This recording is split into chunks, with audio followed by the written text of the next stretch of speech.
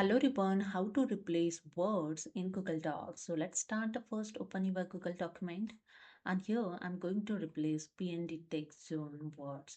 So simply select the entire data, then press the Control F and here you can see the small box is open to the right hand side. Then click on the three dot more option and here the one dialog box is open, find and replace. So in find enter PNDTechzone.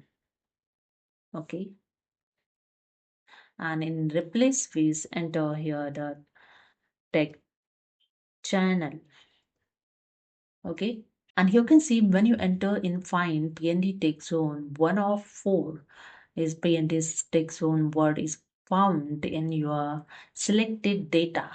Okay, and replace with tech channel, and to replace all this four word with the tech channel, just click on the replace all option and that's it. Now just close this dialog box and here you see. So every word is replaced with tech channel. Okay. So hope you understood. Subscribe the channel. Thank you.